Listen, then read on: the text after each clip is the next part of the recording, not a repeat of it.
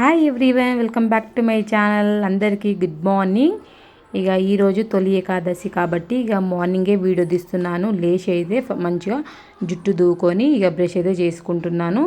ఇక బ్రష్ చేసుకొని మంచిగా ఫేస్ వాష్ చేసుకొని ఇక ఇంట్లో అయితే వచ్చేసాను. ఇక ఇలా మంచిగా ఫేస్ అయితే తుడుచుకొని బొట్టు అయితే పెట్టుకున్నాను. ఇప్పుడైతే రాత్రి నానబెట్టుకున్న సబ్జా గింజలను అయితే మంచిగా నిమ్మరసం పిండుకొని తాగేస్తున్నాను. డైలీ మార్నింగ్ తాగుతున్నాను. 1 వీక్ నుంచి తాగుతున్నాను. ఇలా నిమ్మరసం పిండుకొని తాగేస్తున్నాను. ఇలా మార్నింగే తాగినట్లయితే ఇక చాలా హెల్తీగా ఉంటాము, వెయిట్ లాస్ అవుతాము. ఇక ఈరోజు తొలి ఏకాదశి అనేసి మా ఆయన అయితే ఇక మిర్చి బజ్జీ చేద్దామనేసి ఇక పిండి అయితే కలుపుతుండు. ఈరోజు ఇక నాకన్నా ముందే కిచెన్ దగ్గర మా ఆయనే వచ్చేసిండు. ఎందుకంటే స్పెషల్ చాలా వండాలనేసి ఇక కిచెన్ అయితే క్లీన్ చేసేసాను, బాసనలన్నీ తోమేశాను. ఇక కూరగాయలన్నీ కట్ చేసి పక్కన పెట్టుకున్నాను. ఇప్పుడైతే ఇక మంచిగా కిచెన్ దగ్గర క్లీన్ చేసేసి ఇల్లు అయితే ఊడ్చుకొస్తున్నాను. ఇలా ఊడ్చేసిన తర్వాత ఇక బయట అయితే ఇక వాష్ చేస్తున్నాను, ఇక్కడ క్లీన్ చేస్తున్నాను. ఆకిలి మంచిగా క్లీన్ చేస్తున్నాను. ఆ తర్వాత ఇక ఇల్లు కూడా మంచిగా తూడ్చి ఇక ఇలా కడపకైతే మంచిగా ముగ్గేస్తున్నాను. చూడండి, ఇలా శుక్రవారం ఇంకా సోమవారం మంగళవారం ఇలా కడపకైతే బొట్టు ఇంకా ముగ్గు అయితే వేస్తాను. ఇలా నాకు ముగ్గు వేస్తే చాలా హ్యాపీగా అనిపిస్తుంది. ఇంతకీ నా ముగ్గు ఎలా ఉందో కామెంట్ చేయండి. సింపుల్గా అయినా చాలా బాగుంది కదా, నాకైతే నచ్చింది. మీకు ఎంతమందికి నచ్చిందో కామెంట్ చేసేయండి. ఇలా కడపకి ముగ్గు వేసిన తర్వాత ఇక మా ఆయన అయితే పూజ చేసుకొస్తాడు. ఇక్కడైతే నేను కిచెన్ దగ్గర అయితే వచ్చేసాను. ఫస్ట్ అయితే ఇక్కడ పూరి అయితే చేసేస్తున్నాము.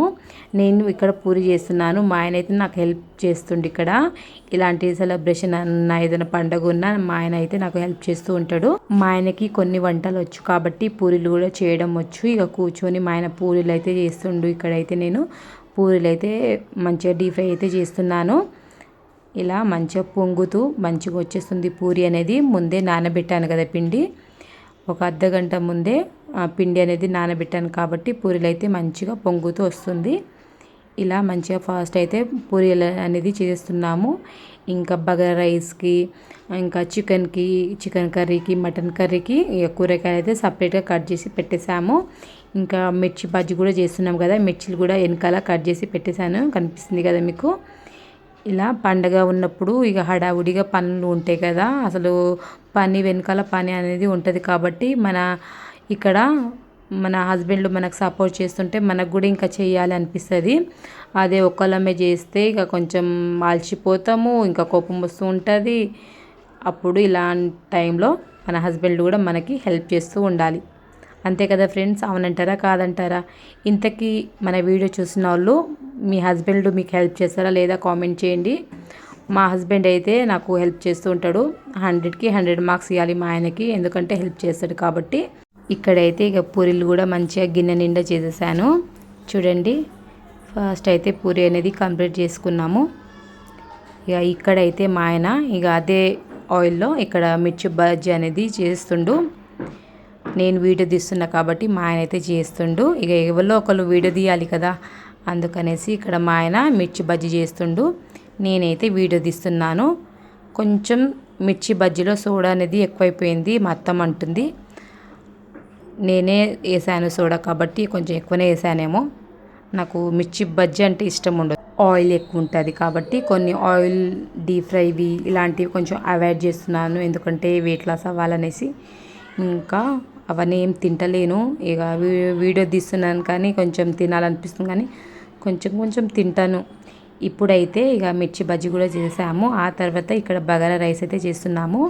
మంచిగా గిన్నె పెట్టి 4 టేబుల్ స్పూన్ ఆయిల్, ఇంకా మసాలా దినుసులు, ఇంకా పచ్చి బఠానీలు, ఇక్కడ క్యారెట్, ఇంకా ఆనియన్స్ ఉంటే ఆనియన్స్ కూడా వేసుకోవచ్చు. కానీ ఆనియన్స్ ఇంకా ఆలుగడ్డ ఇవన్నీ కట్ చేసి వేసామనుకో కొంచెం సాయంత్రం వరకు కొంచెం పాసిపోయినట్టు అనిపిస్తుంది అనేసి మేము ఆనియన్స్ ఇంకా ఆలుగడ్డ అయితే వేయలేదు.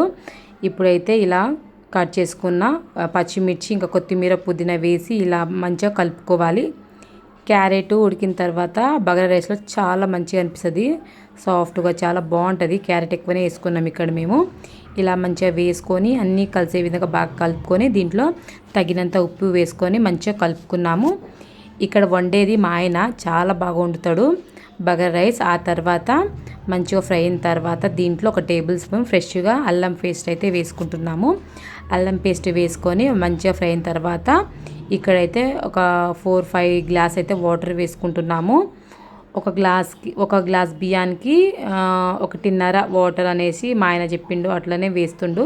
ఇక మంచిగా వేసిన తర్వాత ఇలా ఉడికిన తర్వాత దీంట్లోనే బాస్మతి రైస్ అయితే వేసేసుకుంటున్నాము. ఏదైనా పండగ ఉన్నా, ఏదైనా ఫంక్షన్స్ ఉన్నా ఇలాంటి రైసే ఎక్కువ వాడతాము మేము. బాస్మతి రైస్ స్పెషల్గా అనిపిస్తుంది. బాస్మతి రైస్తోని ఏదైనా రెసిపీ చేస్తే, అదే బగారా రైస్ లేకపోతే బిర్యానీ చేస్తే కొంచెం స్పెషల్గా అనిపిస్తుంది. ఎందుకో బాస్మతి రైస్ నాకు కొంచెం ఎక్కువనే తినబుద్ధి అవుతుంది, ఎందుకంటే మంచిగా అనిపిస్తుంది. వైట్ రైస్ కైనా నాకు బాస్మతి రైసే ఎక్కువ ఇష్టం. ఇలా మంచిగా ఉడికింది కదా. ఇంతకీ బగారా రైస్ ఎలా వచ్చిందో కామెంట్ చేయండి ఫ్రెండ్స్. చాలా బాగా వచ్చింది కదా. నాకైతే నోరు ఊరుతుంది, అంత పర్ఫెక్ట్గా వచ్చింది రైస్ అయితే. పలుకులుగా చాలా బాగా వచ్చింది. ఎంత బాగుంది కదా. ఇప్పుడైతే బగారా రైస్ కూడా అయిపోయింది. ఇప్పుడైతే నేను చికెన్ అయితే ప్రిపేర్ చేస్తున్నాను. మంచిగా స్టవ్ మీద గిన్నె పెట్టేసి ఇంకా మసాలా దినుసులు, ఇంకా కరివేపాకు, పచ్చిమిర్చి కట్ చేసుకొని ఆనియన్స్ వేసుకొని మంచిగా ఫ్రై అవ్వనిస్తున్నాను ఇక్కడ. ఇలా మంచిగా ఫ్రై అయిన తర్వాత ఇంకా మంచి కలర్ రావడానికి ముందుగానే నేను ఇక్కడ సాల్ట్ వేసి మంచిగా ఫ్రై చేసుకుంటున్నాను. మంచి గోల్డెన్ బ్రౌన్ కలర్ వచ్చేదాకా ఫ్రై చేసుకొని తగినంత దీంట్లో అల్లం పేస్ట్ అయితే వేసుకుంటున్నాను.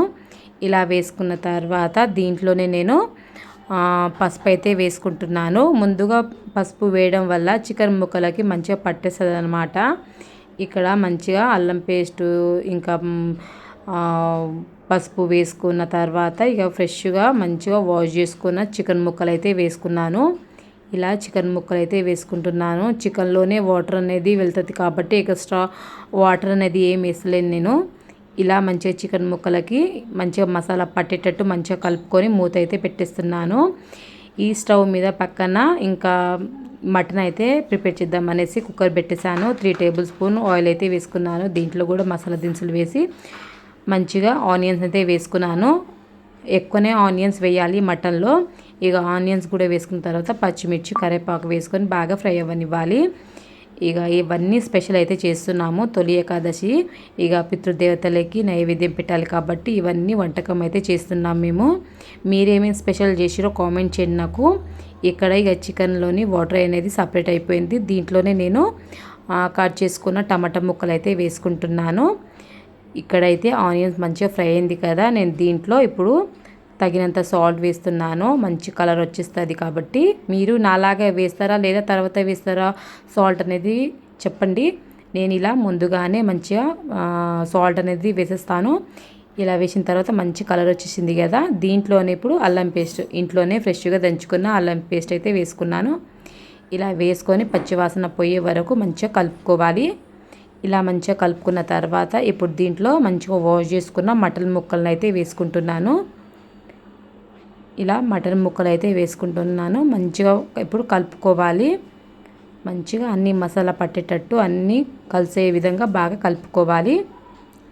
మీలో ఎంతమందికి చికెన్ ఇష్టం, మటన్ ఇష్టం కామెంట్ చేయండి. నాకైతే మటనే ఇష్టం, చికెన్ అంతగా ఇష్టం లేదు నాకు. మటన్ అంటేనే ఇష్టం. ఇలా మంచిగా నచ్చే విధంగా ఇలా ఫ్రై చేసుకొని లేకపోతే ఇలా గ్రేవీ లాగా మటన్ని బాగా ఉడికించుకొని జొన్న రొట్టెల మీద లేకపోతే రోటీస్ మీద తింటుంటే చాలా బాగుంటుంది. ఇలా మటన్ కొంచెం ఉడికిన తర్వాత ఇప్పుడైతే తగినంత కారం ఇంకా టమాటా ముక్కలు అయితే వేసుకుంటున్నాను. నేను కొంచెం గ్రేవీ లాగానే చేద్దామనేసి అనుకుంటున్నాను. ఇలా కారం ఇంకా టమాటా ముక్కలు అయితే వేసుకుంటున్నాను. దీంట్లో టమాటాలు కూడా ఎక్కువనే వేయాలి మటన్ కర్రీలో, ఇంకా ఆనియన్స్ కూడా ఎక్కువనే వేయాలి, అప్పుడే బాగుంటుంది. ఇక్కడ చికెన్ కర్రీ అయితే ప్రిపేర్ అవుతుంది. ఇలా ఇక్కడ కారం అయితే వేసేసాను చికెన్ కర్రీలో. ఇలా కారం వేసిన తర్వాత కలర్ఫుల్గా చాలా బాగుంది కదా. నేనైతే అసలు వాటర్ వేయాలనుకుంటలేను చికెన్లో కూడా, ఫ్రైనే బాగుంటుంది. ఇక మా ఆయన మా పాపనే కొంచెం తింటారు, మా బాబు అసలు తినడు కాబట్టి ఎక్కువ గ్రేవీ లాగా ఎక్కువ వాటర్ ఏం వేసలేను. ఇక మటన్ ఉడకాలి కాబట్టి నేను మటన్లో అయితే వాటర్ వేస్తున్నాను. ఇలా వాటర్ వేసిన తర్వాత ఒక 10 విజిల్ వచ్చే వరకు ఉడికించుకోవాలి, అప్పుడే సాఫ్ట్గా అయిపోతుంది మటను. ఇక్కడ చికెన్ కర్రీ అయితే ప్రిపేర్ అయిపోయింది. ఇక లాస్ట్కి మసాలా అయితే వేసిస్తున్నాను. ఇక్కడ ఇక మా ఆయన అయితే పూజ అనేది స్టార్ట్ చేస్తుండు కాబట్టి ఇక మా పితృదేవతలకి నైవేద్యం అయితే పక్కకు తీస్తుండు. చికెన్ అనేది కూడా కంప్లీట్ అయిపోయింది. కంప్లీట్ అయిన తర్వాత తగినంత కొత్తిమీర పుదీనా వేసి ఇక ఒక 2 మినిట్స్ ఫ్రై అవ్వనివ్వాలి. అంతే, చికెన్ కర్రీ కూడా మంచిగా ఫ్రై అయిపోయింది. చికెన్ కర్రీ బాగుందా? చాలా బాగుంది కదా, చాలా బాగా వచ్చింది. ఇప్పుడు చికెన్ కర్రీని పక్కన పెట్టేసి ఇప్పుడైతే మటన్ని చూద్దాం.